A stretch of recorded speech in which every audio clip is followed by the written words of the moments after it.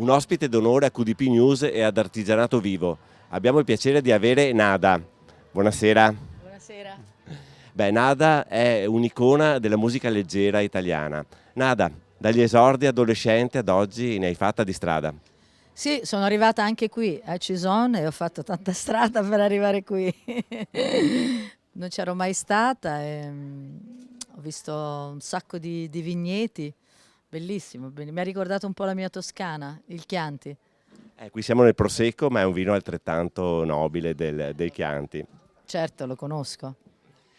A una ragazza che al giorno d'oggi volesse scegliere la stessa strada, cosa consiglieresti? Per venire a Cison? No, nella musica.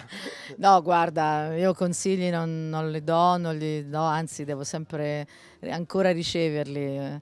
Ognuno segue la propria natura, la propria passione. Non ci sono consigli, non mi sento di dare nessun consiglio.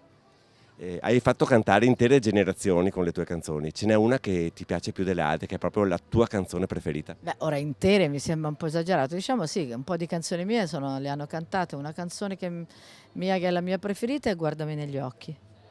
Io ti guardo negli occhi. Esatto. Hai una vena artistica a 360 gradi perché so che hai fatto del teatro con Dario Fo, hai scritto dei libri, perciò non soltanto musica nella tua vita. Sì, proprio adesso è uscito il mio nuovo libro, Leonida, da 2 mesi. E, beh, sì, insomma, questo lavoro ti permette di sperimentare, hai tante possibilità, a me poi piace provare a fare delle cose, ci provo sempre, poi quando scopro che sono anche giuste per me, continuo. Posso definirti un animale da palcoscenico? So che ti piace il live, ti piacciono i concerti, sei in tour questo periodo? Un animale abbastanza. Sono in tour, sì, in questo periodo sto girando, diciamo, quasi tutta l'Italia, insomma, e sto facendo il tour per promuovere il mio nuovo album che si chiama L'amore devi seguirlo e niente, mi piace tantissimo fare concerti, è stimolante, portare poi sempre le cose nuove, oltre alle cose chiaramente quelle che già, però per me insomma è bello andare a trovare le persone e a fargli ascoltare quello che è il mio pensiero adesso.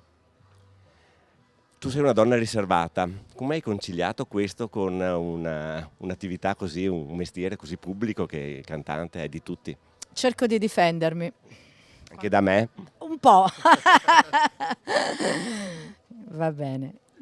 Grazie, stasera, vabbè, sono qua, il concerto, adesso vado un po' a scoprire questo paese per quel poco di tempo che ho. Rimarrai piacevolmente sorpresa. Grazie davvero a tutti. Ciao. Ciao. Grazie Nada.